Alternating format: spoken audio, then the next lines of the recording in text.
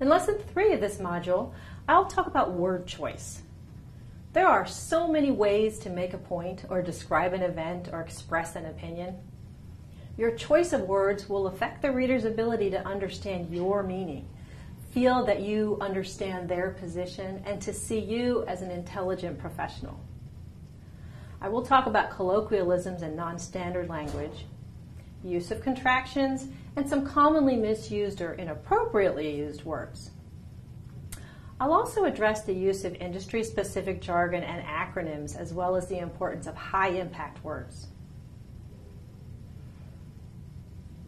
In order to be clear, straightforward, and easily understood, you will need to be very careful with your word choices.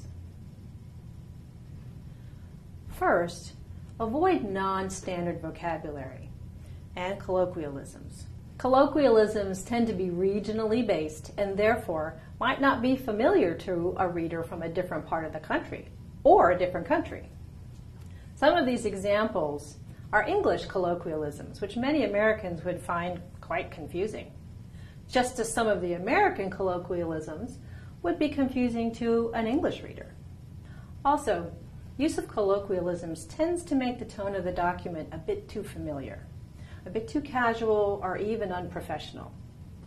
You want to be friendly, but sound professional.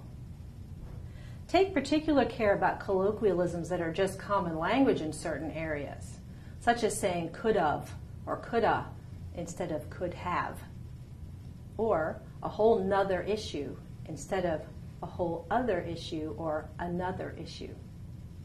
Colloquialisms also exist as phrases. One that I hear quite frequently, which I think should be brought up, is the use of the word at the end of a sentence. Sentences should not be ended with the word at. When it is done, the word is unnecessary, but it's typically used to reinforce the meaning. For example, where are the car keys at?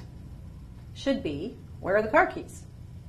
What about contractions? Are they also inappropriate? Actually, no. If you would use them when you are speaking professionally, then use them in your writing. It is also quite common to choose the wrong word of two that sound similar but have very different meanings. Words such as allude and elude, complementary versus complementary, advice versus advise, or infer or imply. Take a moment and review the information and activity on this website. It has a great review of commonly confused words in English.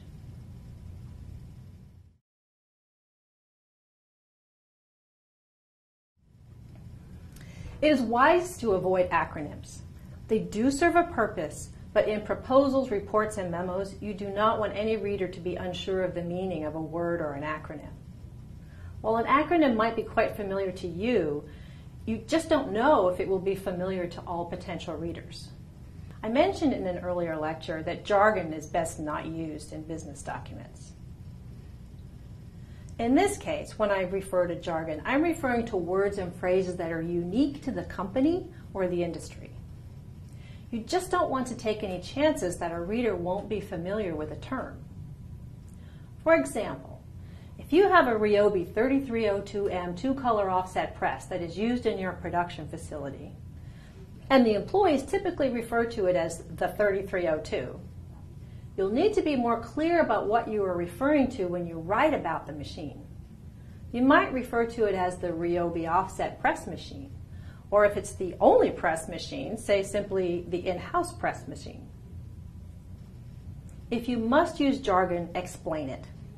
For example, in molecular biology laboratories, a DNA sequencing instrument is a very common and typically referred to as a sequencer.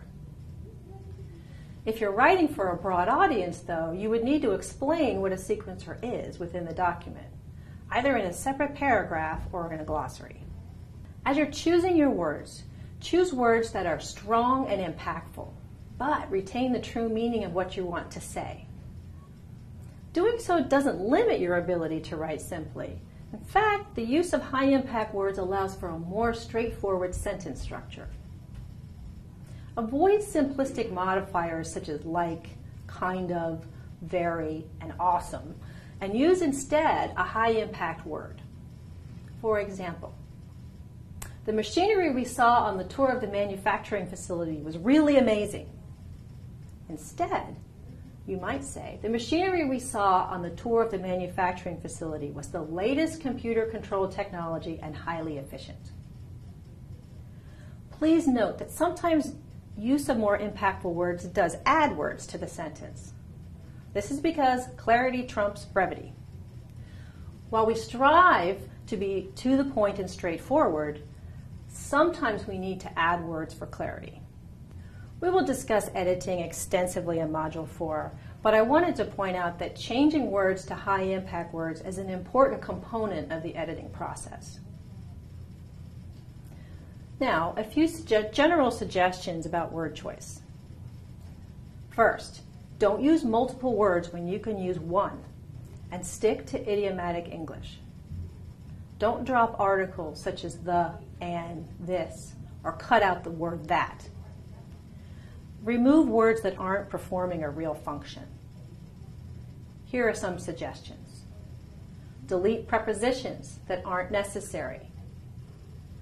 Change every ION word to a verb.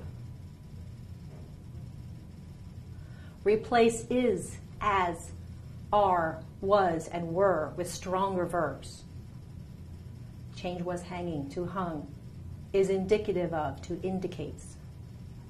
Eliminate padding. It might be observed that. Could be. You can see. I've pointed out some common word choice or misuse errors in this unit. The only way to really avoid such errors is to review the resources I have provided in the lecture and the resources list provided with this module.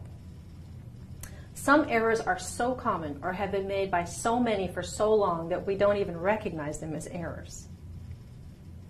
Take the time to edit your writing and remove excess wordiness and padding, and change colloquialisms and acronyms to more commonly used terms. Also, be sure to use words that convey the exact meaning that you intend, and avoid less impactful words that are modified with weak adverbs such as very, really, and kind of.